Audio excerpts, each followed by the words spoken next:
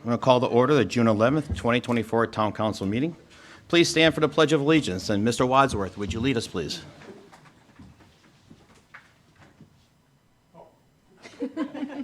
Cue. I pledge allegiance To the flag of the United States of America and to the republic for which it stands, one nation, under God, indivisible, with liberty and justice for all.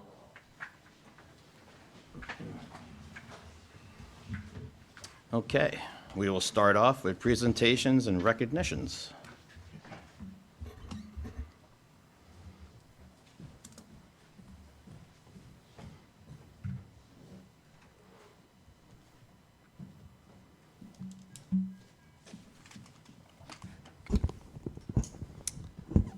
We are going to start off with our Stephen A. Fliss Scholarship winner.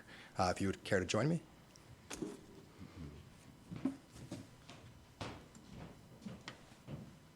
Oh, here, come on, right over here, yeah. All right, so this is our proclamation.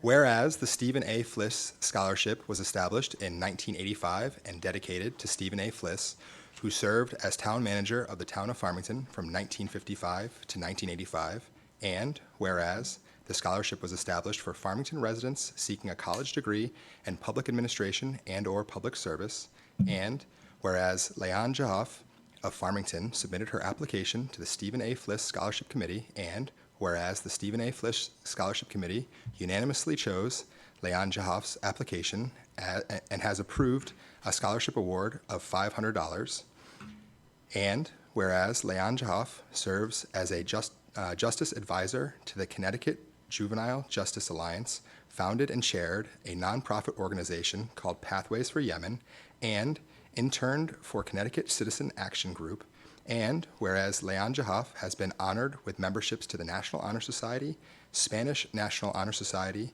awarded the AP Scholar Award and the Governor Jody Rell University of Harvard Civility Award and Political Action Club, and whereas Leanne Jahoff will be attending Trinity College, where she will prepare for a career in immigration law as she continues to serve the public through her drive and passion for the greater good.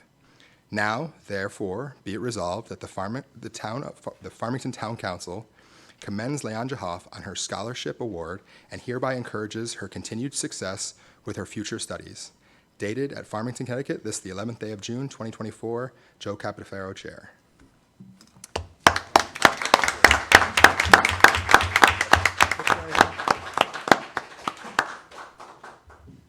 Here, let's stand out over here so we're not hidden behind the podium.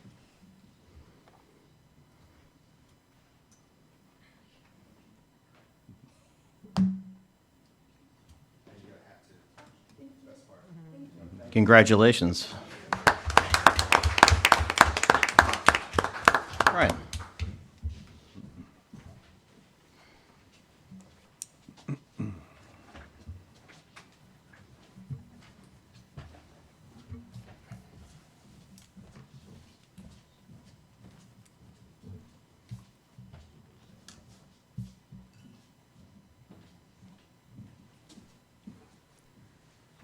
Good evening, everybody.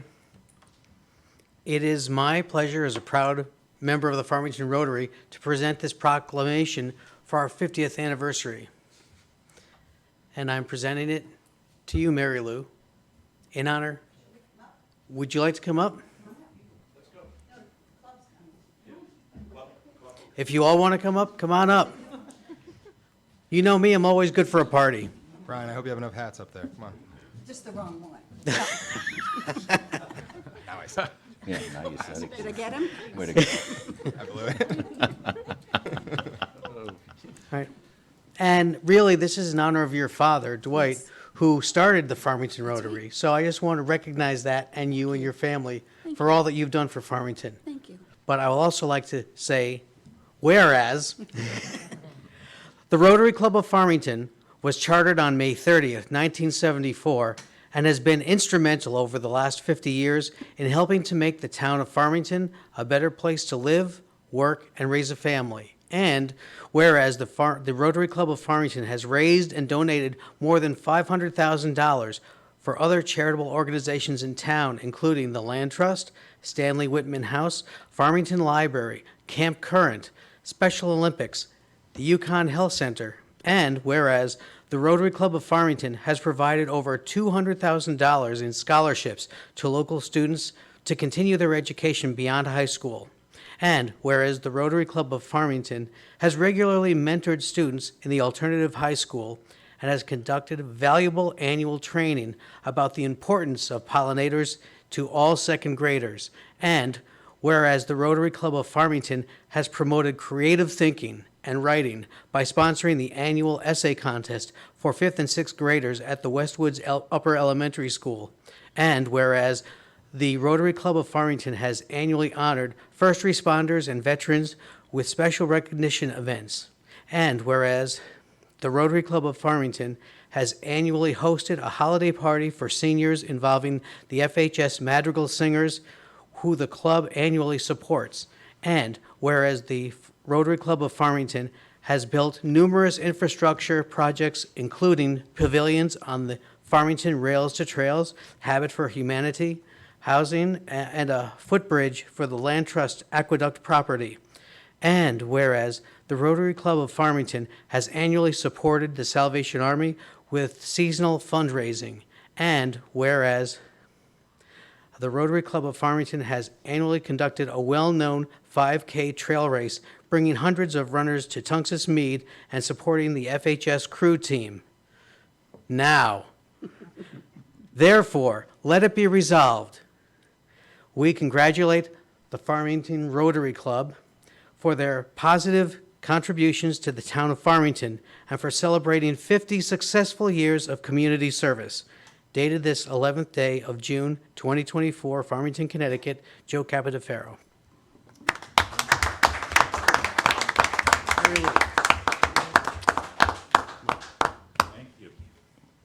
I'm going to say a few words. Hold on, Mary Lou. We got one more person before you speak. Oh, okay. You coming up now? Yeah. Let's get it all the way, then you can say your words. Thank you, FX.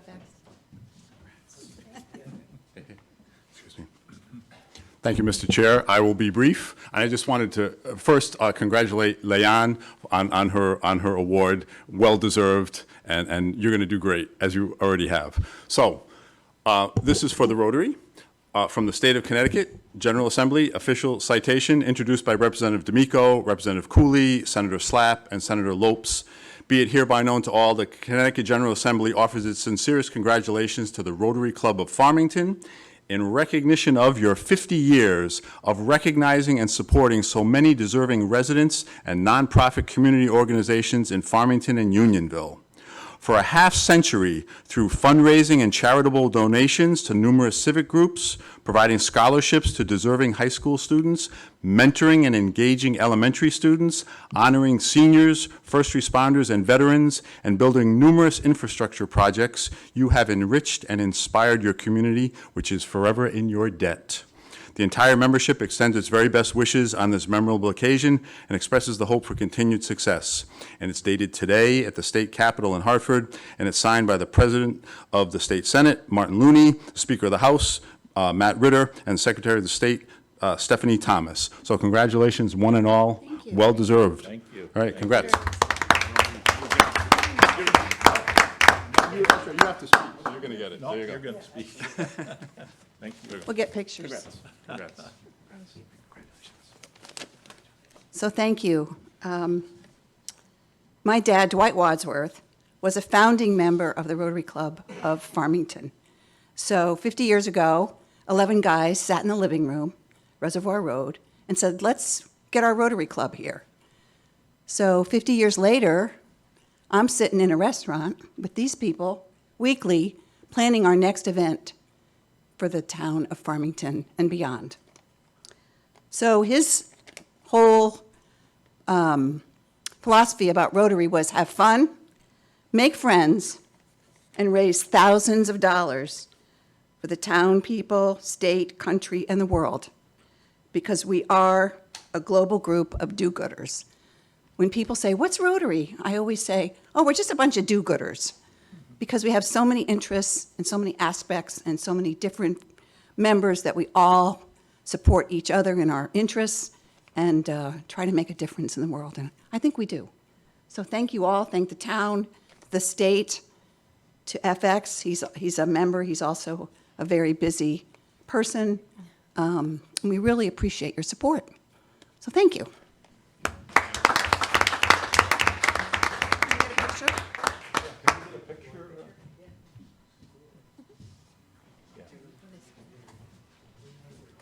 Yeah. Yeah, all of the group, yeah. Let me stand in the back. Hat budget, I'm sorry. One double.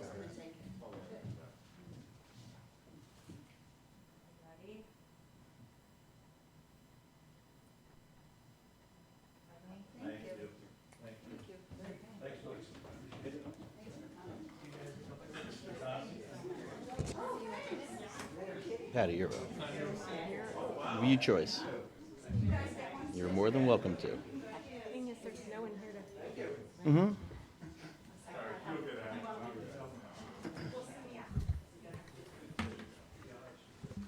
Thank you guys very much. We'll start our next proclamation.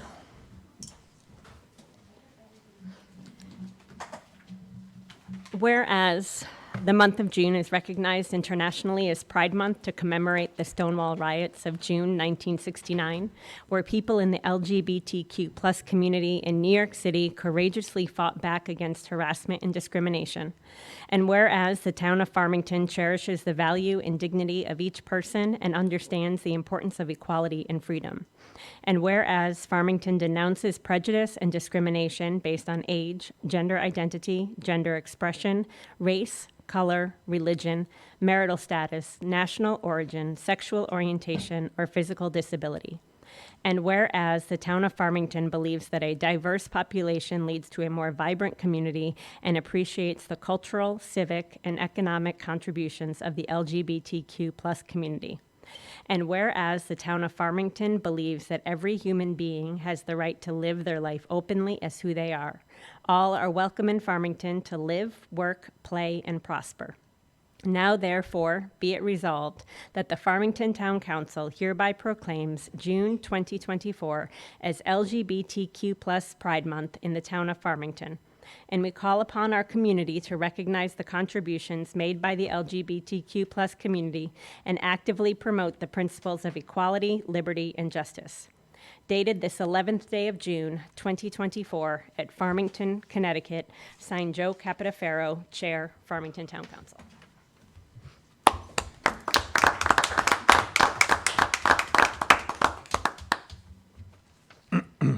The following proclamation for Juneteenth. Whereas our country is made up of people from every nation on earth, who are declared equal not only in freedom but also in justice, both of which are essential for a healthy human civilization. And whereas the United States of America, in declaring its independence on July 4th, 1776, proclaimed, "We hold these truths to be self-evident, that all men are created equal, that they are endowed by their Creator with certain undeniable rights, that among these are life, liberty, and the pursuit of happiness." And whereas President Abraham Lincoln signed the Emancipation Proclamation on January 1st, 1863, which holds that all persons held as slaves within a state or a designated part of a state shall be then and thereforward forever free, changing the legal status of 3.5 million enslaved people. And whereas on January 31st, 1865, Congress passed the 13th Amendment to the United States Constitution, abolishing slavery throughout the United States and its territories. And whereas the news of freedom disseminated gradually throughout the nation on June 19th, 1865, 2 months after the official surrender of the Confederacy at Appomattox, and almost 2.5 years after President Lincoln issued the Emancipation Proclamation, Union soldiers arrived in Galveston, Texas, and issued General Order No. 3 announcing freedom to the last enslaved people in the United States. And whereas Juneteenth is nationally recognized as National Freedom Day, Emancipation Day, Jubilee Day, and Juneteenth Independence Day, the oldest holiday commemorating the abolition of sanctioned slavery in the United States. And whereas on this anniversary each year, our nation celebrates African American heritage, history, freedom, and culture with events and ceremonies that reflect the power of community, family, art, and tradition in the face of oppression. And whereas the town of Farmington has joined together with surrounding Farmington Valley towns to provide the annual Juneteenth celebration featuring music, activities, and food on June 15th, 2024 at Simsbury Meadows Performing Arts Center. Now therefore be it resolved that the Farmington Town Council encourages the people of Farmington to join in celebrating Juneteenth as a day to honor and reflect on the significance of all African Americans in the history of the United States. Dated this 11th day of June 2024 at Farmington, Connecticut, Joe Capitaferro, Chair, Farmington Town Council.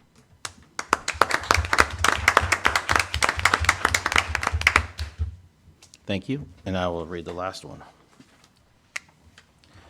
This is for National Gun Violence Awareness Day, which should not be just one day, but for every day. Whereas the first Friday in June is declared as National Gun Violence Awareness Day to honor and remember all victims and survivors of gun violence, and to declare that we as a country must do more to reduce gun violence.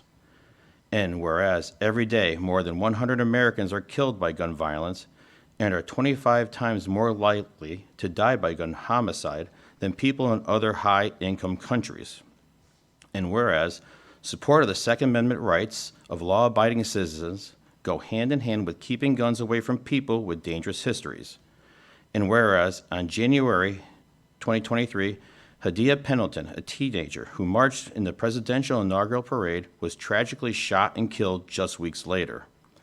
And whereas to help honor Hadia and more than 100 American lives who are cut short and the countless survivors who are injured by shootings, a national coalition of organizations has designated June 7th, 2024, the first Friday in June, as the 10th National Gun Violence Awareness Day. And whereas the idea was inspired by a group of Hadia's friends who asked their classmates to commemorate her by wearing orange, the color chosen because hunters wear orange to announce themselves to other hunters in the woods, and orange symbolizes the value of human life. And whereas by wearing orange on June 7th, Americans will raise awareness about gun violence and honor the lives and lost human potential of Americans stolen by gun violence. And whereas we renew our commitment to reduce gun violence and pledge to all that we do keep firearms out of the wrong hands, encourage responsible gun ownership to help keep our children safe. Now therefore be it resolved that the Farmington Town Council declares the first Friday in June, June 7th, 2024, to be National Gun Violence Awareness Day. It encourages all citizens to support the local communities' efforts to prevent the tragic effects of gun violence and to honor the value of human lives. Dated today, the 11th of June, 2024, by myself, Joe Capitaferro, Chair.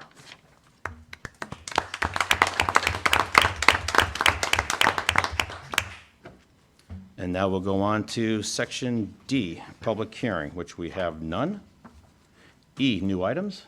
I'll make a motion that we add agenda item L13. Do we have a second? Second? We have a motion and a second, and that is just to put on another appointment into our list. All in favor? Aye. Opposed? Motion carries. We will go on to public comment. We will start with anybody in the room. Please come up to the podium. You'll have 5 minutes. Please state your name and your home address.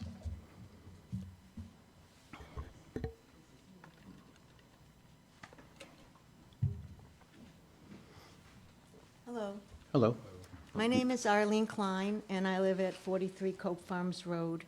I'm here tonight, my purpose coming before you tonight is to address the process by which Farmington residents are notified about public hearings. Specifically, I wanted to talk about the requirements for letters to abutters, signage, and newspaper notifications.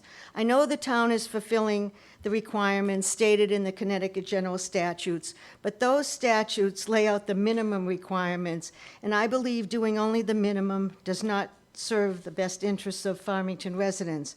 Regulations state that property owners abutting the subject property must be notified by mail. These notifications must be postmarked no later than 10 days before the public hearing. However, mail delivery has slowed significantly over the years, and I'm asking that you make a concerted effort to mail those notifications sooner, if you can. I received a letter notifying me of a public hearing on Monday, April 8th. I have the envelope here. The envelope was postmarked March 28th. That's fulfilling the 10-day requirement. It was stamped in Hartford on April 1st. It was first attempted to be delivered to me on April 3rd, which is a Wednesday. These letters need to be signed for. We were not home, so it went to the post office. We went to the post office the following day, April 4th, to pick it up, and that's only because one of us was home on vacation that day. Otherwise, we would not have gotten it till Saturday, and the public hearing was on Monday. The documents and maps for public hearings, it's required that they be available in the town hall 10 days before the public hearing. So I'm asking that you make a concerted effort that people who abut properties and have an interest in what's the public hearing is all about have as much of that full 10 days as they possibly can to look at the documents. Now I want to talk about signs. Farmington places a sign, I think it's something like 24 by 36 inches. They usually put it out 10 days before a public hearing. The sign, it's very difficult to read from the road. It only has all it says is public hearing, and it has a phone number. And I want to compare that, and I brought pictures with me. This is Farmington sign. That's what Farmington does. And I had to get out of my car to make it larger so you could actually read that. This is what Bristol does. And if you were familiar with this public hearing, Maltby Street in Bristol, there's wetlands on both sides of the street. This sign, there were 4 of them lining each side of Maltby Street, and then around the corner where the fire station is, there was 1 more of those signs. 5 signs on a property versus what we usually do, and then the amount of information that they give is far greater. And I'd like to say that also, when you look at what we put out as a public hearing sign and compare that to what we do for townwide cleanup or what we do for hazardous waste, you get the feeling that those 2 one-off days are more important in notifying the public than it is to notify the public of a public hearing. Also, I want to address newspaper ads. It's fulfilling the requirement to put it in a print newspaper, and I know that our public hearing notices go out twice into the Hartford Courant. But it's not the most widely read paper anymore. Most people are not reading print papers, and so I'm suggesting that you perhaps also find a place to put it online, perhaps the Patch, or even the Farmington's Economic Development newsletter, which goes out once a week and has a direct link to the Farmington's ct.org website where you have information. But if you put it right there in the Farmington Economic Development newsletter that there is a public hearing, it's, I think, much more prominent than a sign on a road that nobody can read.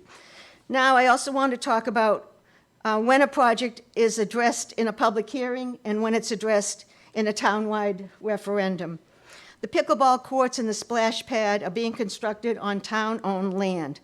Town-owned land belongs to all Farmington residents, and all Farmington residents should have a say as to what is being constructed on town-owned land. Receiving a grant for 45% of the development cost should not negate the fact that Farmington residents should have a say as to what's being developed.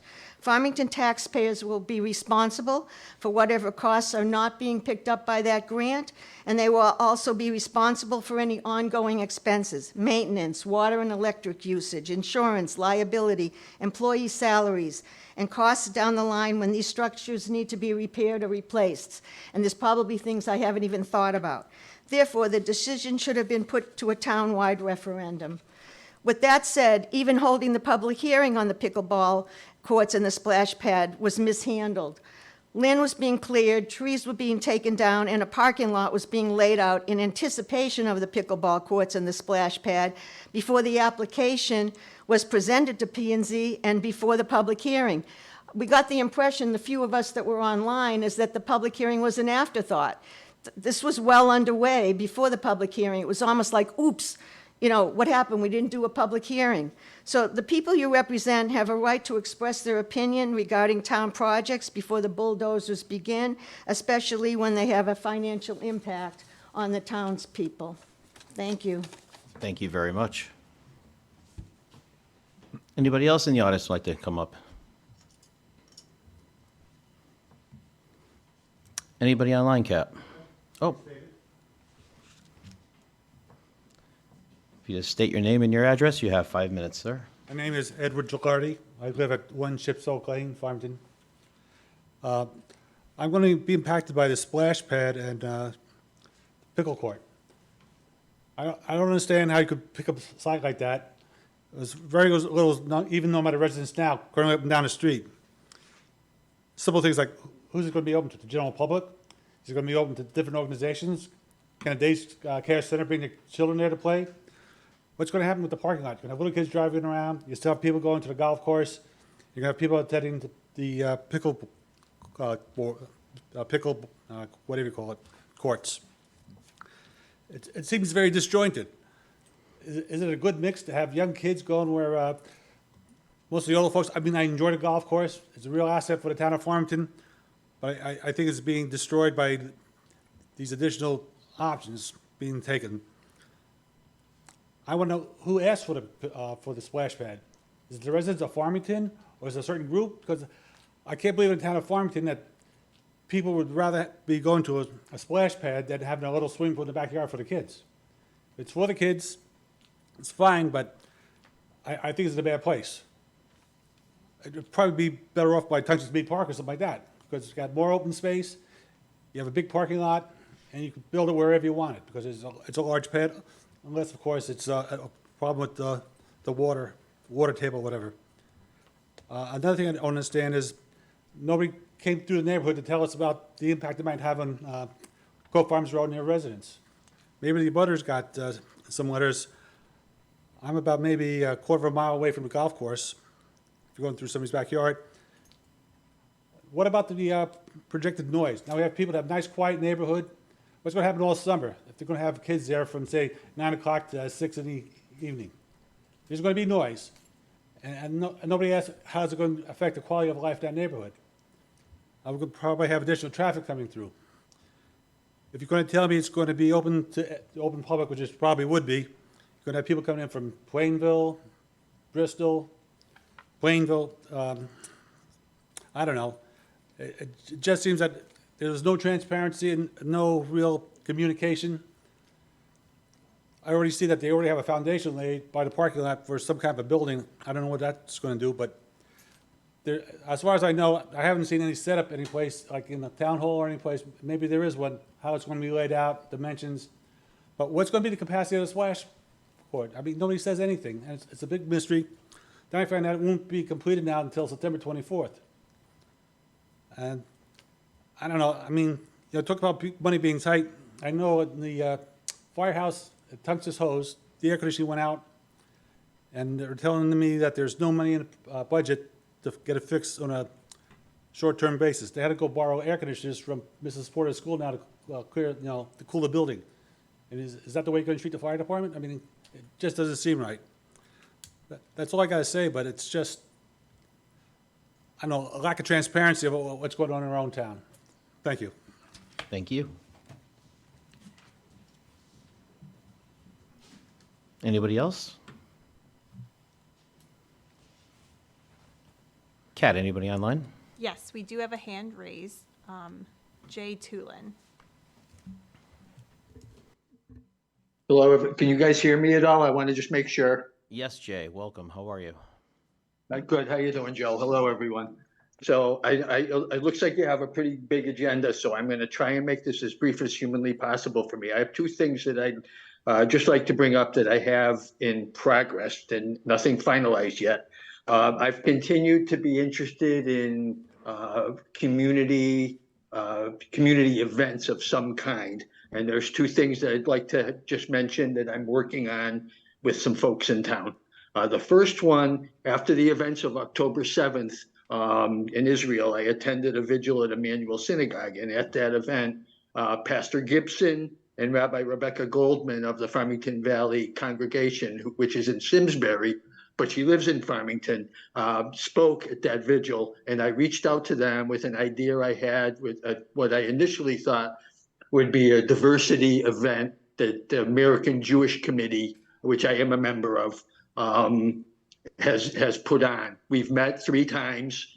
We are in the process of Rabbi Goldman and Pastor Gibson engaging the rest of the clergy. What turns out to be that we're hoping to happen sometime in the fall is some kind of an interfaith event that will include the community. I'm very excited about it, and apparently very proud. I guess I'm very proud from what they tell me of having a role in kind of getting the clergy in town together to consider doing some kind of event like this. So that's the first thing. It's not finalized yet, but it's in process, and I have every reason to believe that that will happen, and I'm very excited about it. The other thing is May was Jewish American Heritage Month. I do know from my past role as chair of the Human Relations Commission that typically dates of this nature are vetted by the Human Relations Commission. I'm speaking and I'm not on the Human Relations Commission any longer, obviously, but in my role on the American Jewish Committee and also on the Community Relations Task Force, and the possibility of what I'm about to say, having the ability to reach out to the community. One of the things in Jewish American Heritage Month is recognizing contributions of Jewish history in various towns. So I have reached out to the Jewish Historical Society and actually reached out to a member of the Farmington Historical Society, and I am collecting some information. I do have some already. It's not complete, in hopes that and I realize you're not the Historical Society. I'm just bringing this to you first, just to let you know that these are things that I would like to engage the community in, and hopefully at some point in time get the blessing from the town council. I think it's very important. Obviously, some recognition of contributions of Jewish folks in communities is very important. I have every reason to believe that this will be something that will be of value, and show that the contribution of Jews in this town will be recognized in the future. And that's basically all I have to say. I appreciate your time. Thank you, Jay. Good to hear from you. Hope to see you soon. You will. Anybody else?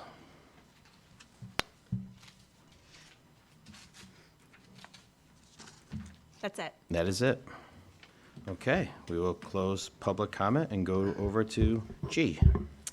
Item G, I make a motion to approve the minutes for the May 14th, 2024 regular town council meeting. Second? I have a motion and a second. Any discussion, corrections? All in favor? Aye. Aye. Opposed? Motion passes. Agenda item G2, I'd like to make a motion to approve the May 15th, 2024 special town council meeting. Second? We have a motion and a second, and that was our tour of the high school that day. Any discussion? All in favor? Aye. Aye. Opposed? Motion passes. H. We have nothing. All right. We'll go on to reports of the committee. I. The 1928 building is going along as scheduled. I believe tomorrow is the first day that they'll go out to bid for site work. And they have a whole schedule that'll be posted online soon about site work applications, and as it goes there from month to month to month. But we are on schedule and meeting the time frame as the high school too, as far as demolition, and repairing. So that is my report. High school building committee. So we met last week. We approved some bids for technology equipment and a bid to do the tennis courts. One thing I wanted to note was we are planning the ribbon cutting for Monday, August 26th at 5 p.m. at the high school. That's the day before school starts. And then, so there'll be the ribbon cutting at 5 p.m. and an open house at 5:45, and all are welcome.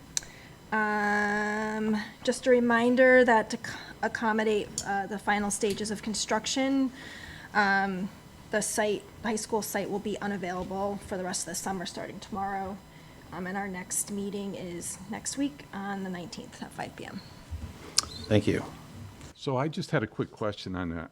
because I thought the tour was very impressive. The building is coming together, it looks great, and everything's, it seems like there's a lot of work to still, obviously, like a big project of this sort always kind of comes down to the last, 90 days, so forth and so on, to get, things put together. I was just wondering, is this going to be completely open? Is it going to be any kind of maybe phased opening, or are we looking at the building in its entirety being occupiable? The building in its entirety being occupiable. I mean, I think it's on schedule. I know there's a lot left to be done, but they're on. Okay, okay. Yeah, they go through building A, B, C. It's kind of like a chain reaction for completion, but it will be open for the first day of school. So there'll be work on other wing, like you said, it's a chain reaction. So some part will be finished and other parts will follow? Correct. Yeah, so it's got A, B, and C, which are the classroom wings, are the first ones to Right. be completely complete. Then D, the gymnasium area, followed by the auditorium area. But then it'll be a complete certificate of occupancy for the whole building. So you'll have different phased approach as far as those areas being turned over? Correct, yep, punch list, temporary certificates of occupancy for those specific areas. But just to be clear, everything is open, even in the phases at the first. Yes, yeah, complete certificate of occupancy before the first day of When the school. ribbon is cut, the school is ready. Yes. Correct. And then, sorry to belabor the point, there's administrators moving in soon, aren't there, like next week? Yes, they've been working on getting the administrative suite done ahead of schedule so that they can get the temporary certificate of occupancy for that area and get people in the building. Great. Excellent. Thank you. J, report of chair and liaisons. I will start with a couple things. We had a nice celebration on June 6th at Irving Robbins for their 8th grade promotional. Congratulations to all the students who are coming up to our new high school, so they will be the first freshman class to enter the school when it opens up. On June 7th, class of 2024 graduated Farmington High School. And just like everything else, we started off with rain, but the ceremony started, the sun came out, and it was a beautiful graduation for all students. So good luck to everybody who was there. Please enjoy your summer and be safe. As you already know, the high school campus will be closed, including the fields, walking paths, to the public. It's part of the demolition phase, and obviously you have to start paving, so please, your patience is appreciated while the town gets everything ready for the school to open up. The town summer concert series starts this Thursday, 6:30 p.m. The first concert will be held at New Horizons to celebrate their Strawberry Festival, and the featured band is Centerline. The concert is open to all, and then after that concert, the rest of the concerts will be held over here on Monteith campus. And as we enter summer, everybody who likes to use the rails to trails, please use caution when coming up upon people. If you have a bell or simply just a voice, just alert them as you're coming up from behind so they know you're going to be passing them. And then the use of electric bikes on the pathway, please use safe speeds when using the paths, especially when you're coming up behind someone. They don't startle them into freaking out and jumping in the woods. And on the riverways, as you know, we always have issues with people going to the river and leaving their garbage behind. So please try to pick up after yourself when you're enjoying the outside scenery. We will have now a fully staffed CSO organization, patrolling that area, and we do have the staff of the town to help clean up. But it's really on the individual person going over there to please remove their garbage. And that would be it. Board of Education liaison, please. The Board of Education last met on, their meeting tonight a special meeting tonight to appoint an administrator. But their last regular meeting was June 3rd. There was recognition of several Farmington High School students and of their award recipients, too numerous to go through tonight, but very impressive students. Presentations, annual presentations by Excel, Farmington Continuing Education, and the Building Committee, which we already heard about.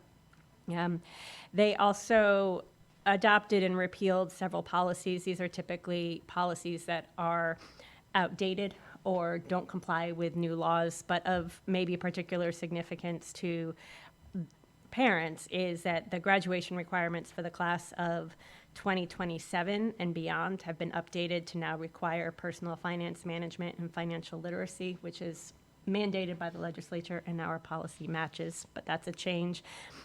And another change is the class of 2025 and up will have to complete a FAFSA in order to graduate.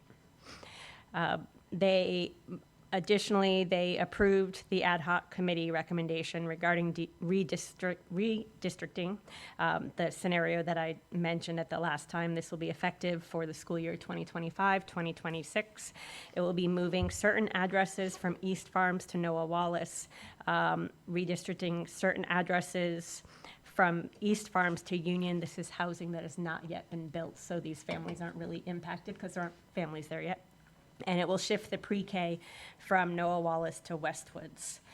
The Board of Ed also approved the FPSEU contract for non-certified personnel for July 2024 through 2027.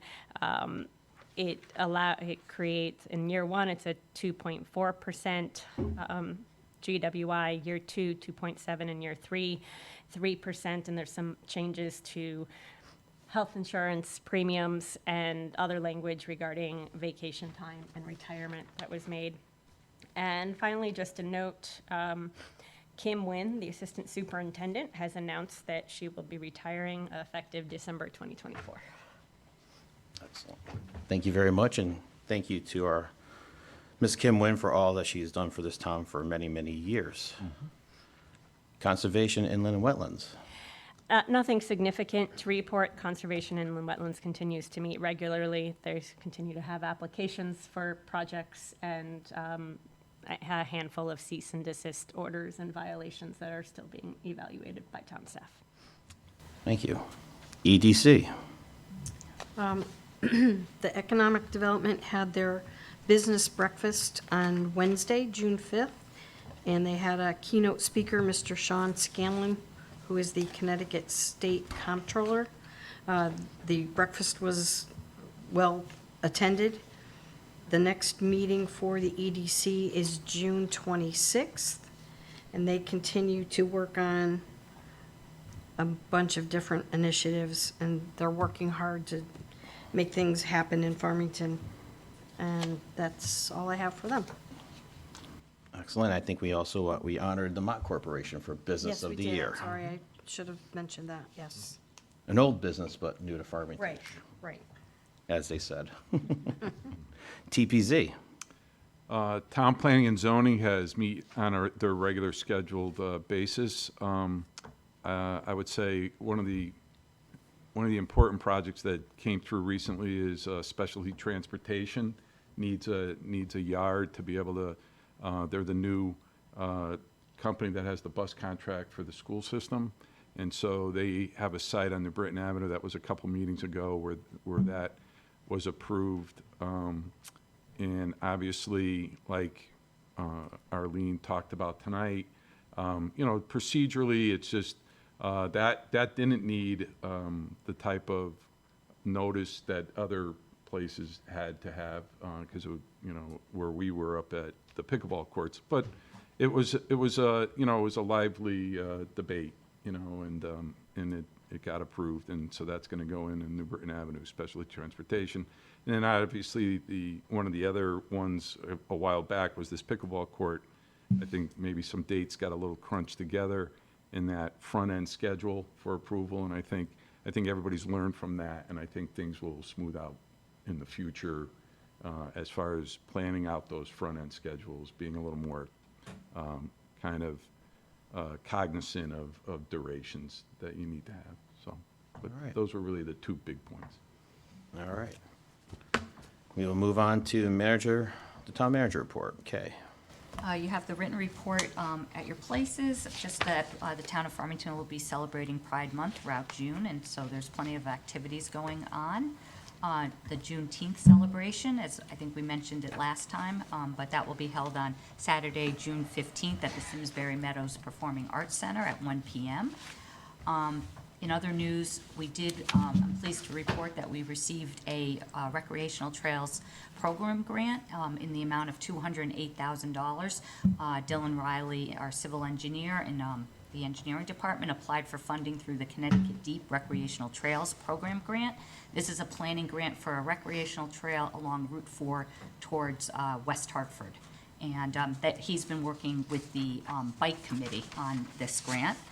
And lastly, just a quick update that we did expand our communication plan and our social media efforts, and we do have a new Facebook account, an Instagram account, and an X account formerly of Twitter. So that was launched, I think, earlier this week. So we do have that, and that is my written report. Excellent. I Wanna know ask for Brian wanted to approval. Brian, say. did you want to? Yeah, I do. Thank you. I just wanted to tag on to what you were saying about the recreational trails program grant that we got. I just am very fortunate that I'm the chair of the Bicycle Advisory Committee, and this is a group of really passionate and engaged Farmington residents who have been trying to do this for some time, and they worked really hard to work on this grant along with, thank goodness we have Dylan Riley, who was able to put the finishing touches on this thing, but for months. I just want to shout out to the team that helped put this thing together. I want to thank Carolyn, who was instrumental in getting this grant online in a shared document that everyone could contribute to and make adjustments to, so we could make this grant as complete and as good as it was. And I also want to thank Neil Kessley, Matt Stewart, Ron Gorlaski, Rich Mall, Jeff Gott, and Bruce Donald. These guys did a tremendous job and working with Dylan in making sure that we put together a grant that it was very difficult to say no to. And we're very fortunate that we're going to be able to connect, the Yukon Medical Center with the rest of Farmington and even into West Hartford. It's a real safety issue and a real way that we can engage and bring this community together. And I'm really happy that we got it and proud to be on this committee. And I just wanted to thank these guys for all that they did. Thank you. And it's a great job by everybody.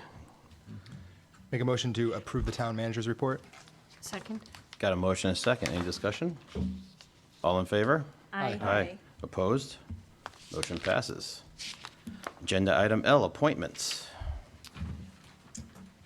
Under agenda item L3, that Jay Tulin, we heard from Jay tonight on some other projects that he's interested in with furthering in the town, be appointed to the Conservation and Inland Wetlands Commission as an alternate for the balance of a 4-year term beginning immediately and ending September 30th, 2027.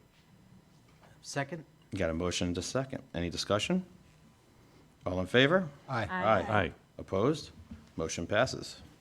Under agenda item L5, I'd like to make a motion that Ernestine Tina Mazzone be appointed to the Human Relations Commission for a balance of a 2-year term beginning immediately and ending June 30th, 2025.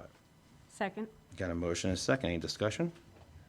She is my old neighbor. I'm glad to see that she's back and involved with the town again. All in favor? Aye. Motion passes. Agenda item L12, I'd like to make a motion to appoint Nancy Parent, Director of Community and Recreational Services, as the municipal agent for the elderly of Farmington for a 4-year term beginning immediately and ending June 30th, 2028. I have Second. a motion and a second. Any discussion? All in favor? Aye. You have to do L8, please. Oh. Listen, in my packet, it came out of order. My mistake, sorry. L8, I make a motion that Jessica Mercury be appointed as sub-registrar for the town of Farmington beginning immediately and ending January 5th, 2026. Second. I have a motion and a second, and that's for the replacement when Mr. Hearn passed away. She is the new appointee now for this, for the sub-register. Any discussion? All in favor? Aye. Aye. Opposed? Motion passes. I'll make a motion on agenda item L13 that Donna Ferber be appointed to the Human Relations Commission for a 2-year term beginning July 1st, 2024 and ending June 30th, 2026. Second? I have a motion and a second. Any discussion? All in favor? Aye. Opposed? Motion passes. We have no old business, correct? Correct. All right, on to N1, please. N1, I make a motion to amend rules of procedure. Second? I have a motion and a second. Kathy? Based on our meeting last month, I'm just recommending that the second regular town council meeting of each month, held on the 4th Tuesday of each month, be on an as-needed basis, and the document behind it just shows the changes in red. All right. Any discussion? Yes. So I think, where I'm looking at this is I don't disagree that there are times that the second meeting of the month is extra work, and we don't always need one. The wording in the proposed regulation, it would need to be tweaked a little, so that way it makes sense. Especially given that we're also proposing later in this agenda to cancel the first meeting of the month, which is an August meeting. But on top of that, while I think in an effort of collaboration and communication, I think it would be appropriate for the second meeting of the month to, if it's going to be canceled, to require a vote of the town council and for it to be approved by a supermajority. This aligns with the special council meetings in D, because any 3 members of the council may call a special meeting. So it makes sense to require a supermajority to cancel the second meeting, because 3 members of the council can also call a special council meeting. Anybody else? Yeah, I think that seems to be consistent. I mean, I think when you look at the fact that it takes 3 to call a special meeting, I think it is rightfully kind of a request to make the canceling of a council meeting to be a supermajority. I think even like last month, we talked about some proclamations and so forth that I think would have been handled maybe, on that second meeting in May for the month of June. And I think that might not be on everybody's radar screen, but it could be a certain council member, or 2 or 3 or 4 council members might have that on their radar screen. And I think it gives that opportunity to discuss the value of that second meeting, and then to really understand what we're foregoing if we don't convene for that second meeting. So to me, it's important enough that that type of business would take a supermajority for it to not have it take place. All right. Anybody else have anything to say? That's what we can do. We can just change the language a little bit, tweak it. Well, also just realize your second meeting is a workshop, so we don't do proclamations Right. in the second meeting. So that would not resolve anything, unfortunately, because they are set up as workshops for what we do. Also, as you know, staff is busy, you're busy, our time's valuable, their time is super valuable. So we don't just cancel meetings just to say we're canceling a meeting. If there's nothing there to work on, discuss, to do, then it's appropriate for how long have we been doing this to cancel these meetings. So it's not like we're trying to push anything off to not give the people a voice or anything like that. It's just cleaning up a little bit of what is needed, what isn't needed, and historically, the meetings that we cancel have been canceled. It's not like we're doing anything different. I think we still are the most open sitting council here compared to any other boards or committees. Everybody has the right to talk to their constituents, have conversations with our constituents. No need to go through a chain of command in order to answer questions that you may field out at home, in a park, or anywhere else. So I think we're not really limiting anything as far as communication. As Patty, we discussed when we first came on, we still have our public comment via Zoom, so we don't force people to have to come in here and talk. So we're doing everything we can to give the people the voice. And I think just by that second meeting being a workshop, if there's stuff that's not to be talked about, it's utilized to do it. But obviously, if there's a meeting that needs to be happen, we will have a meeting. But just to say to have a meeting, like you said, and to cancel it, and like I said, that last one we always do because they hold it in case the budget does fail. We need to have those extra meetings. Our budget passed.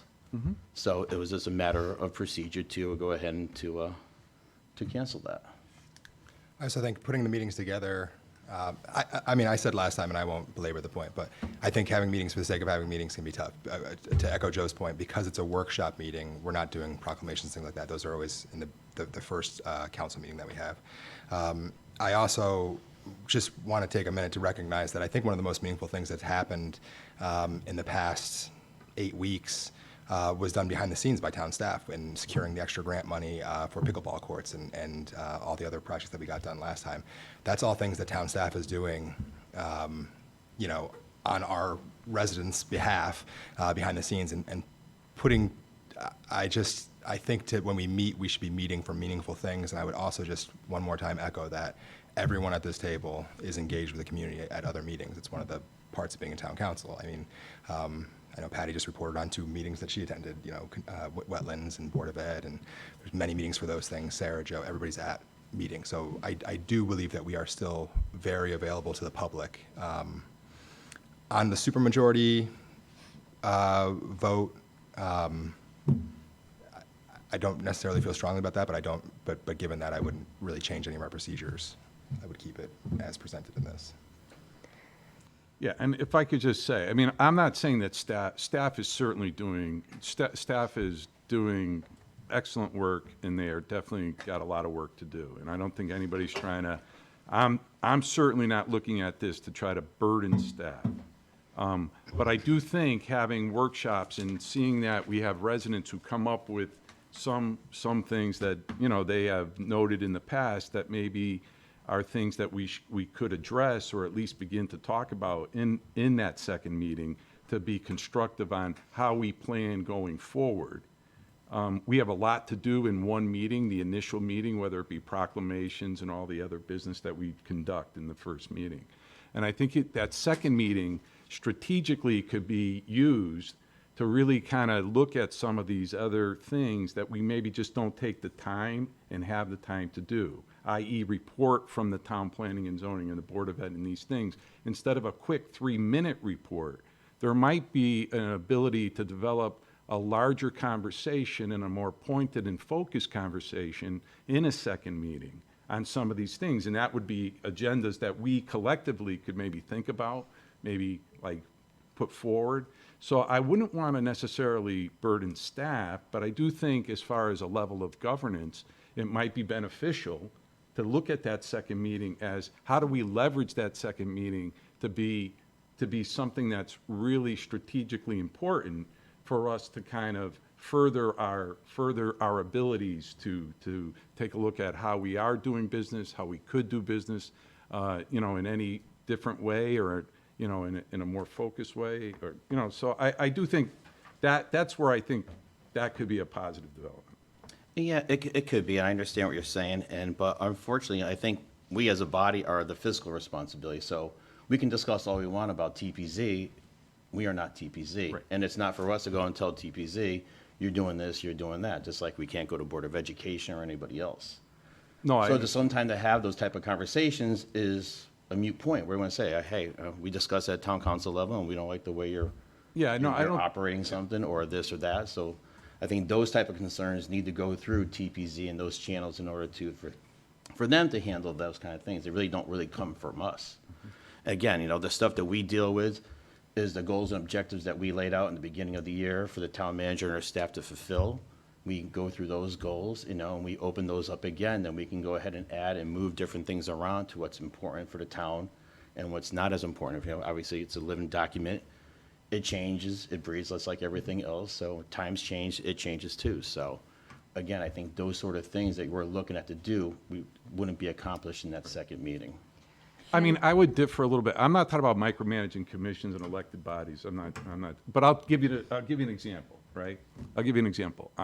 Now that I sit on the retirement board, and obviously the retirement board met, you know, a little over a week ago, you know, there's been some decisions made in the retirement board that I think are pretty important decisions as it relates to the unfunded balance and what we're trying to do to kind of close that. And I think, you know, that would be something that might be just something that, again, would be an item that we could discuss and be able to have all the council members understand what is occurring there, right? And why that's important for the overall health of the town as far as the retirement system that's now closed, but obviously needs to be around for a long time to be able to successfully fund all the people that happen to be in the retirement system of the town. I don't think that's going to show up on a June meeting. It's reported quarterly or whatever it is. It's going to be like 2 minutes or 3 minutes. I think it takes a little bit more to understand it. I think it takes a little bit more to like get that discussion going. So again, these are things that I don't meet for meeting's sake. But what would- That's really not what I'm looking to do, but I think there is a way to maybe take a look at how we position ourselves on some of these things and where would be the opportunity to have those discussions. What would we do with the information from the retirement board? Well, it would inform you when you set the budget next year, what the target is, how much money would be needed in that target. Wouldn't we have that discussion at budget time? Well, you could, but I think there's decisions you make prior to even the budget time that impact that. But it's a larger discussion, Keith. I'm not going to get into a rapid fire question Well, answer you thing did. right now because it's a lot more layered. If you're presenting It's a lot argument, more if you're presenting layered and arguments that nuanced are, than that. but if you're Okay. presenting arguments that are, my opinion on that, having also sat on the retirement board, is it is an incredibly important board, particularly the union members that are come and present and participate. They are doing a lot of work on that side. I know that for everyone here, Joe is available and would very carefully lay any of those things out if there were concerns. But the time that we have those discussions to make movements in those directions would be at budget time. At budget time, it was not brought up by any of us. Oh, no, because But that's just, so hang on, so that was just the retirement piece. Beyond that, I just feel strongly about what Joe said. Okay. We meeting here to discuss and have conversations about things that is in our purview and our responsibility as this board. There are other boards and places that handle those other things. So when we report, they're we're just letting people know this is what's going on at this board, this is what's going on at that board, knowing that there is not much that we are going to do from this podium at these meetings to affect those boards. The public is also welcome to come to town planning and zoning meetings on Monday and then come here on Tuesday and give us comment at both meetings so they can talk to TPZ officials and they can let us know here as well. Beyond that, we've all received email communications from the public when things do get very important. I just, I think that the spirit of the idea is correct. I don't think that the effect will be anything more than discussion for the sake of discussion. Joe, Yeah, one more thing too, before you start.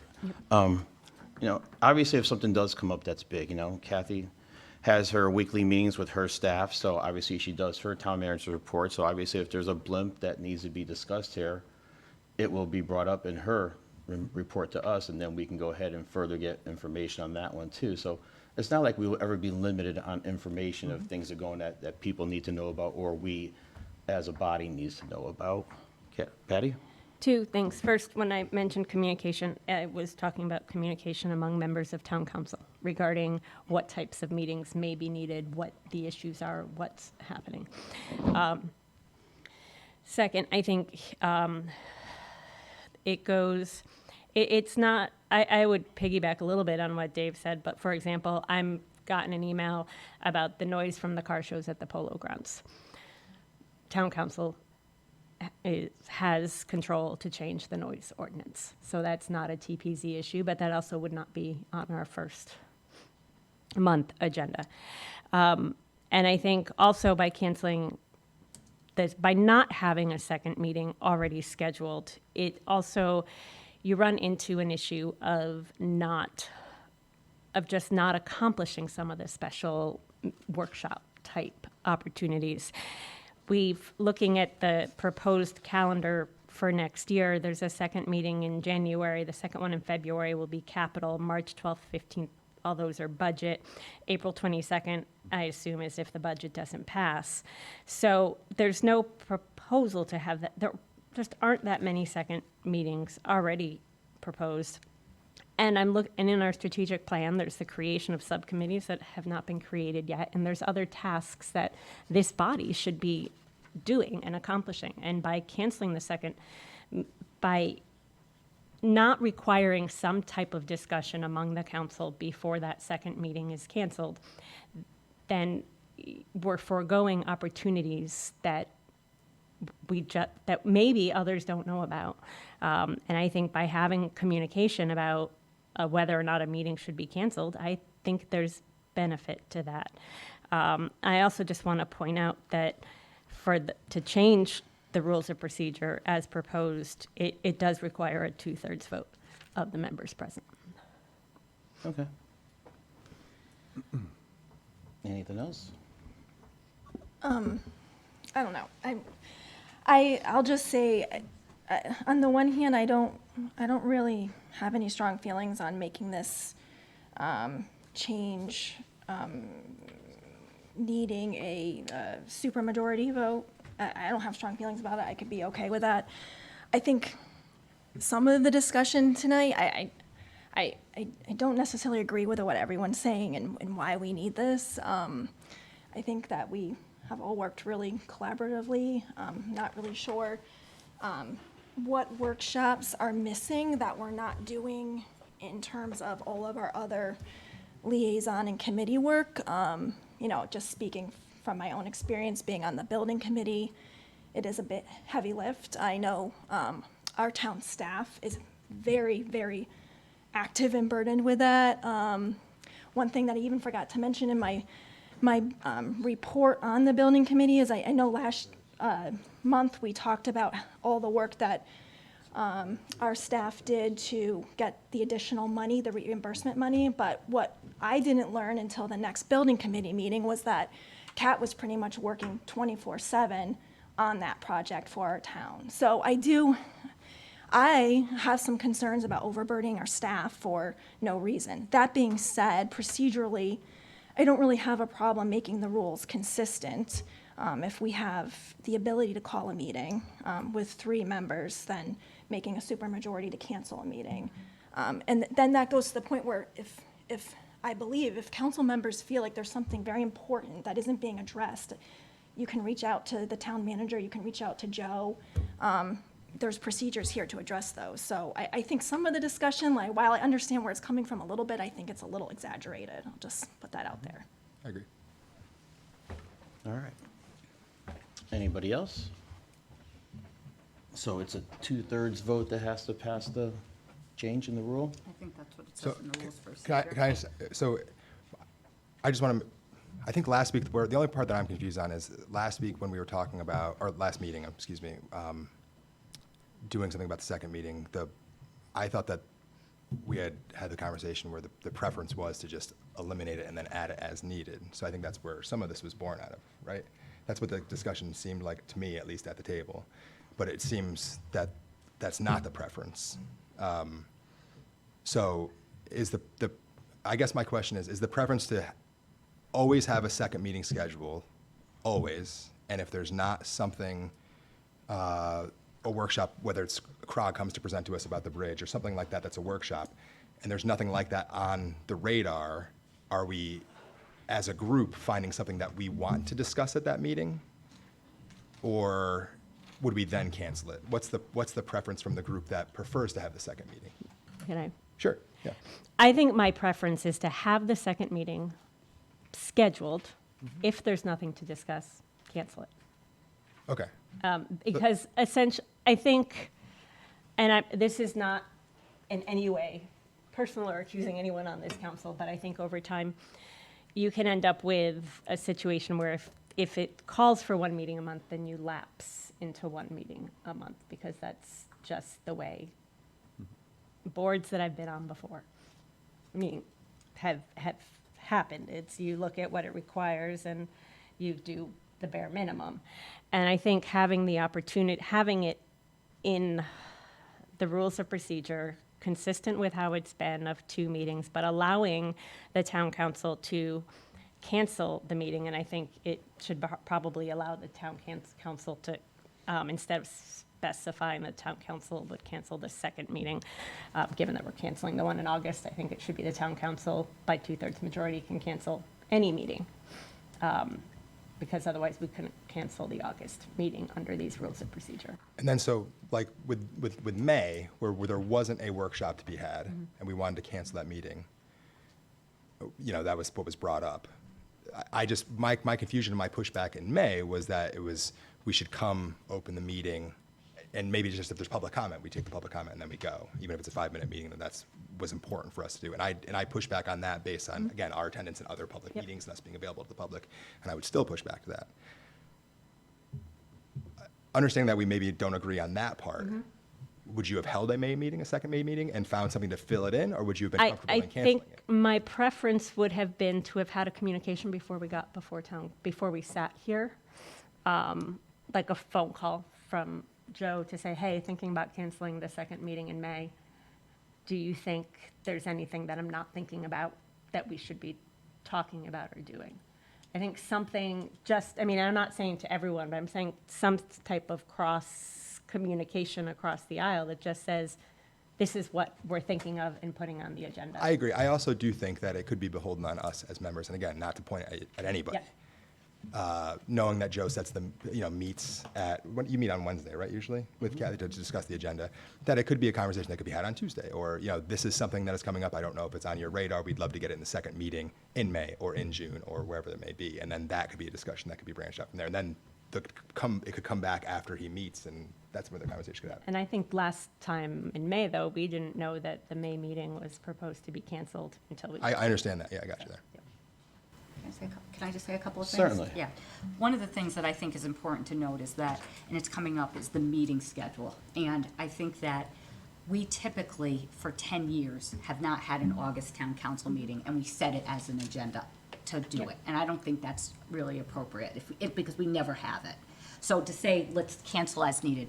The May meeting is a little bit different, because the May meeting, we have not had a May meeting other than the fact, and why it's so late, is because you have to have it if the budget fails, and you don't know if the budget fails. So that on the agenda schedule is why it would stay on, and that's why it's later. We have never had, since we've been doing 2 council meetings, we've never had a second August meeting, we've never had a second July meeting, we've never had a second November meeting, and we've never had a second December meeting. We have never, in the last 10 to 12 years, we've never had a second March town council meeting, because we have all the budget meetings. We sometimes have April ones, we sometimes have September ones, and there is things to fill in for these meetings. And again, I get nervous, to be honest, about different topics that we're randomly picking out. Not that they're not important, but where the topics that we should be having the special meetings on is the strategic plan and what those goals and objectives are. And yes, we definitely could meet and have a topic and talk about that. But for instance, in May, the reason why that hasn't happened is because the staff isn't ready to have that topic discussion yet. It's to talk about sidewalks and do that.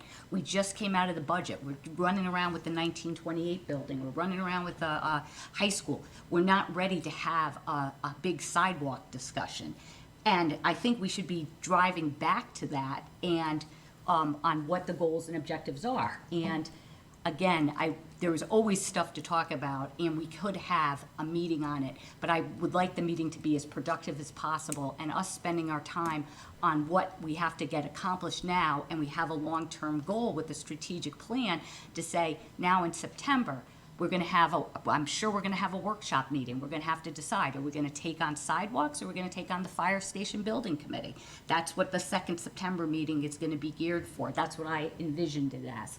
Then we go in October, we'll probably still be talking about that. I envision that we would probably have another October meeting to either see where we're at. So, again, I think, to me, it's twofold, is that the rules of procedure don't seem completely accurate, because we've never had the second town council meeting on a lot of the months. And then the second thing is I think it's fairer to the public that when we set our meeting schedule, we actually, if we don't intend to meet on August, that we don't put those meetings that historically we haven't done it. But that's just my thought on it.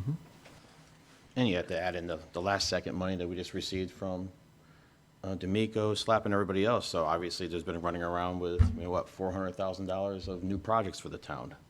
So, again, obviously, there's 2 different issues that we've been talking about. The first one is changing the wording as is, or as needed. To order to sort of fulfill what you were asking for before, is like, if we need this meeting or we don't need this meeting. So I think that's what that whole as needed was in reply to your comment before the meeting. So I think that's what we're looking at first, correct? And then the schedule comes on behind it for the next vote? Or is this all one vote as far No, as? just the No, rules of right. procedure. All rules of procedure? Yeah. That's all we're talking about, so as, Right, but the rules of procedure, for example, if we change the rules of procedure to read like this, technically, we can't take up the cancellation of the August 12th meeting because it's not contemplated by the rules of procedure. And under Robert's rules, if your bylaws don't provide a way to cancel a meeting, you can't cancel the meeting. Effectively, the meeting gets canceled because nobody shows up, but,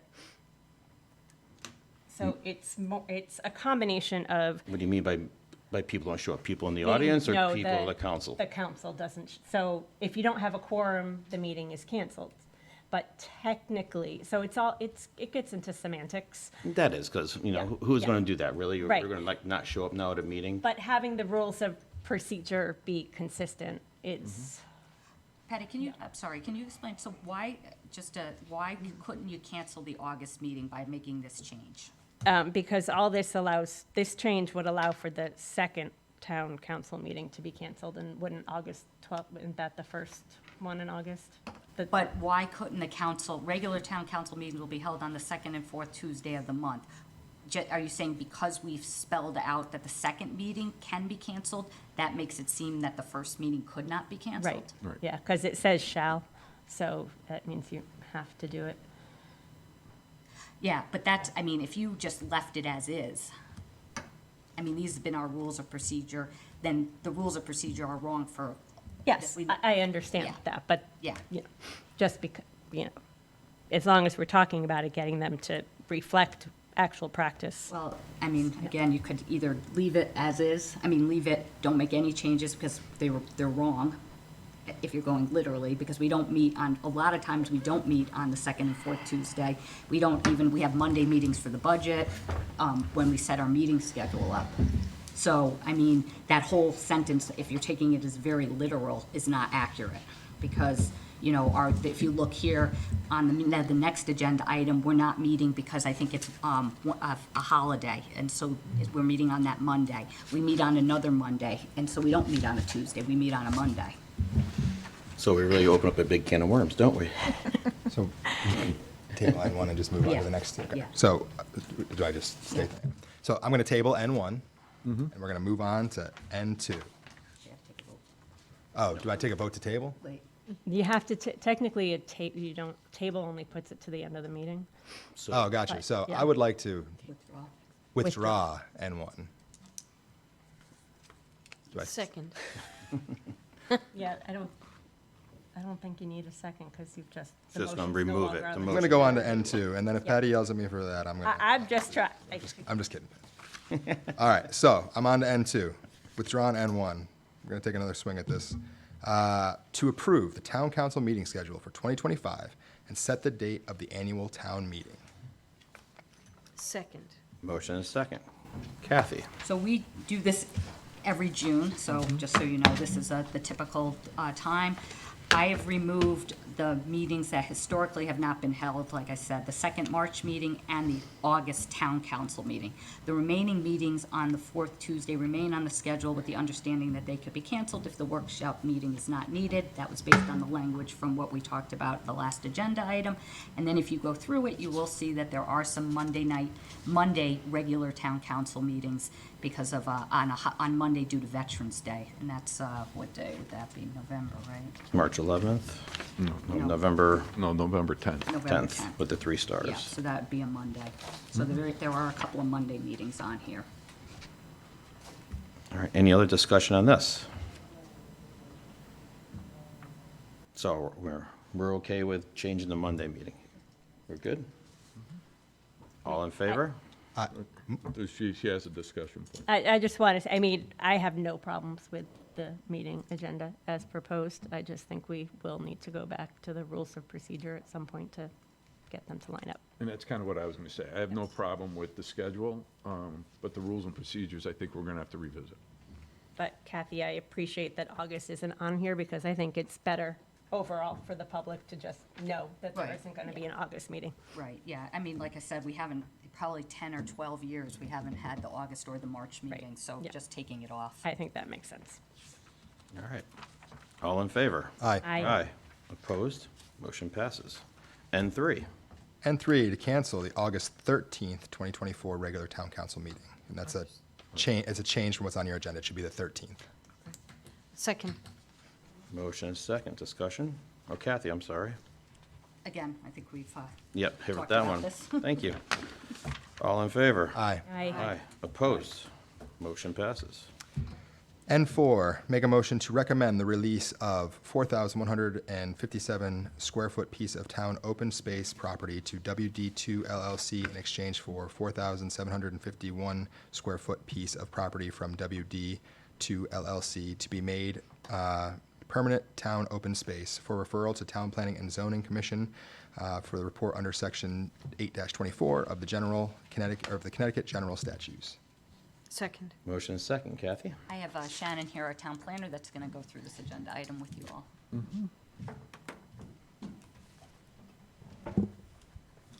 Probably just threw off the cameraman, but I'm not putting my back to all of you because that's who I'm talking to. Good evening. I'm Shannon Rutherford, the town planner. As Kathy mentioned, I'm here to discuss the land swap between WD2 LLC and the town of Farmington. This is a requested land swap from WD2 LLC, and the information was part of your agenda packet. The proposal includes moving the westerly property line that had been part of the subdivision further west, but it would still be east of the top of the embankment to the Unionville Brook, and it's which the top of embankment is contour elevation 258 on the plan that had been provided to all of you and is currently up on the screen. The area added to Lot 76 is approximately 4,157 square feet of land. It would be town land that had originally been deeded as open space to the town as part of the original subdivision. And the new western property line will include a 5-foot conservation easement with fence as proposed, and that's what's on the screen this evening. And that's on the left-hand edge, there's a dark gray edge. That's the 5-foot conservation easement, and the fence would be placed on that eastern edge, so between the conservation easement and the usable yard for Lot 76. The northern portion of the lot, that kind of looks like a panhandle, that would be the land that would be then released back to the town of Farmington in exchange, and would be then put into town open space. That area is 4,751 square feet, and that's a net increase to the town of Farmington of 594 square feet. This process, as indicated, is to partake in an 8-24 referral to Town Plan and Zoning Commission. Town Plan and Zoning Commission will have our Conservation Commission review this to issue a report as an advisory board to TPZ. So Conservation Commission will look at this, understanding the proximity to the Unionville Brook and the fact that this has been town open space. Review it, issue a report to TPZ. TPZ will then review it at their subsequent meeting to then issue a report back to town council for the July meeting. And I'm happy to answer any questions if there are any. Anybody have questions for Shannon? I do, Joe. Go ahead. Shannon, the land that's the northern, that panhandle section that's to be conveyed to the town of Farmington, is that currently developable? What, is it not usable by the developer? I mean, I understand why they want the additional parcel. I'm just trying to understand the nature of what they're proposing to give us. It had been part of the original lot. So the original lot's approximately 21,000 square feet, and with this land swap, drops down to 20,000 and a half, roughly. So that panhandle would have been usable land to whoever future homeowner. However, that 258 contour that I referenced, and that's the highlighted yellow line approximately, so that's just off the edge of that proposed property line, just west. So plan left is west, north happens to be straight up conveniently. So that 258 contour continues to wrap up into that panhandle. So the top of bank, a good portion of that panhandle is down the embankment. The land area had been developed using a blanket 100-foot off of the wetland delineation without taking into account the topography of the land. So while this portion that could come back to Lot 76 is at the same elevations plateaued at the top of Bank, the panhandle actually has started to tail off and down towards the Unionville Brook. So this will allow that embankment area to be protected and not be developed or not usable land, so it won't be mowed. The whole area right now currently is wooded. That land has not been touched at all currently. And as it currently stands, I mean, I assume my understanding is there's not a house here. Correct. There is And- nothing built. That land has not been touched. And once there's a house there, the people who own the house, they would have, assuming status quo, they would, what rights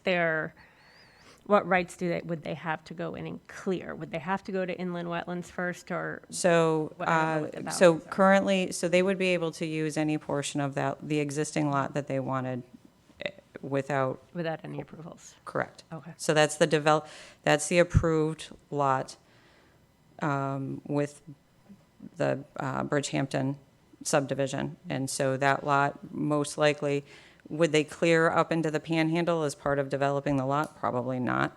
But would it be potentially used in the future by the homeowner for a garden, playscape, tree house, whatever? Absolutely, probably. And there really would not be any recourse on our end. Well, is there any environmental value to what we're giving them? Because I see the upland review area line kind of follows the original Correct. property So that's what boundary. I was referring to. That was it was a blanket 100-foot Okay, that so- had been allotted for the entire development without taking into account the topography. So there's still, from that 100-foot, there's roughly another 25 to 30 feet till you hit the top of Bank. Okay. So that area is all roughly at somewhere between 258 to 260. Once you hit the top of Bank, you drop down 30 feet to the Unionville Brook. Okay. It's down at 228. So effectively, this area is labeled upland review area because of the distance. The but distance. There's really there's no sensitive wetland environmental No. issues here. Correct. I have just one last question, because in I think this land was donated, the original donation, I think, occurred around 2007. Do you know why the original property boundary, do you know if there's anything in the TPZ or any of the approvals as to why the boundaries were written this way? Just because I assume the developer knew what this lot was going to look like at the time. Again, so there's, yes, so I think at one point it was just as part of the whole thing. This is one of, I would say 100-ish lots for Bridgehampton. I don't have the entire subdivision total off the top of my head, but it's one of 100 lots that's obviously a very extensive subdivision that included Long Ridge Court that's off of River Road. So I think, given the entirety of the process, he said, okay, at the time, inland wetlands was part of TPZ. Conservation Commission was separate. So our boards have changed. That change happened in 2012. Again, I think that lot line is set, again, they were just set using the 100-foot. There was no other, it was just a blanket 100-foot, that was it. So that's how that lot ended up looking the way it does. Okay. And that's the genesis of it. Right. And there's, I would say 2 or 3 lots left in the development that have yet to be developed. So it's not as if this will set a precedent and we'll have this request multiple other times. He's tried, this lot has proved to be quite difficult because of the narrowness of the lot and having a usable square area. Thank you, that's helpful. I was confused by the references in the request to sensitive land use and how it was all. Yes, and I wanted, it was discussed, so that's the agenda item was crafted by staff, but I felt important to let Mr. Wilson's letter stand as is as his request. So, Thank you. This eases some of my concerns. certainly. I just have one question, because I'm curious. What is the easement for 8 Banbury? At the back? What does that mean for the town? It does, it was a drainage easement for their foundation drain, so it would continue. We don't, our records would indicate that drain, we believe the drain actually got piped out the front into the catch basins, which is permitted because it's clean water, it's a foundation drain. So it was piped into the catch basins, but the easement was recorded at the time with the subdivision. It can stay, so at any point, if the homeowner has an issue with their foundation drain and wants to come out the back, they can, and there wouldn't be any issue. I was just curious. Yeah, Thanks. no, so it's inconsequential for us. Anybody else? My only question, I think Patty asked kind of the questions I was curious on, but do we set a precedent at all that, not necessarily in this subdivision, but wherever we have open space as an abutter to a developable lot, do we open ourselves to a precedent that, you know, things that are settled in '07 with the subdivision plan that's approved with the current commission at the time might be in play because there's a request by somebody who wants to change the configuration of the approved lot? I don't think it necessarily sets a precedent. I think, as with any of the requests we receive, it requires an evaluation, and staff's evaluated. Mr. Sear and I have been on the property a number of times, and we had the surveyor stake the existing property line, and we pulled survey tape ourselves to the top of bank to verify the elevations and distances. We've done it more than once, just to make sure. So I think, as with anything else, there's a separate independent evaluation of these requests and evaluated based on the merits and the concerns of the land, of our regulations, and our ability to accommodate any given request. Got it. Joe, can I ask one more question? Yes. Shannon, is this something, like, if the property owner hadn't come to us, obviously, we're not going to go to him and ask for a No. swap. But Correct. with this, overall, is this something the town, if it was an ideal world and the town could go do something like this, does the town Would we have prefer pursued this? parcel Would to we the have other one? pursued this? Yeah. No. It probably wouldn't have come up, but at the time of construction, we'd be looking at it, and there would probably be other issues that come up. Yeah, this probably could have been pushed and shoved. Again, it wouldn't have come up because we're not looking at it. It's Right. not on our radar screen to just go and evaluate these Right. parcels, Maybe I'm but just not being, I think I expressed myself poorly. Does the town prefer this parcel to the portion that we'd be donating? Like, is there environmental value or anything like that? I'd say aside from the fact that, again, it removes embankment area from the usable land of the resident. Okay. And I think to that end, there's some value to that with respect to just, it protects, we have better protection to the embankment. Thank you. Sure. That's all discussion. All right. All in favor? Aye. Aye. Opposed? Motion passes. Thank you very much. for your time, Shannon. Agenda item N5, to award bid number 349 HVAC maintenance and repairs at various town buildings to Advanced Mechanical Services of Farmington, Connecticut for a total contract price of $64,000. Second. Motion and a second. You got screwed up with that number, huh? A little too small for you? It's the easy ones. Not billions of dollars? Kathy? This bid is to contract with a qualified vendor to maintain and repair as needed the heating and cooling systems at the police facility, the senior community center, town hall, and the 5 fire stations. We are recommending Advanced Mechanical Service be awarded the bid, even though they're not the lowest bidder. The recommendation to contract with Advanced Medical Services because they have performed repair work on the mechanical systems at several town buildings, so they're familiar with some of the systems. They are a Farmington business, so they would not have to bill us for travel cost, and when you factor in the potential repair work that they may have to undertake, and these hourly rates are the lowest. And we've worked with them before, and they're responsive and capable. Any questions? All in favor? Aye. Opposed? Motion passes. Agenda item N6, to award bid number 350 sidewalk repairs Route 4 to Clover Construction Company of Bristol, Connecticut for a total contract price of $93,250. Second. Motion is second. Kathy? This is to award a contract with a qualified vendor to replace a section of sidewalk and granite curbing, repair the electrical underground conduit, and install precast light pole foundations at the poles of 768 Farmington Avenue. The sidewalk curbing and light poles were damaged as a result of a truck tip-over, and an insurance claim has been filed against the truck owner. The town is expecting to be reimbursed for these expenditures. Questions?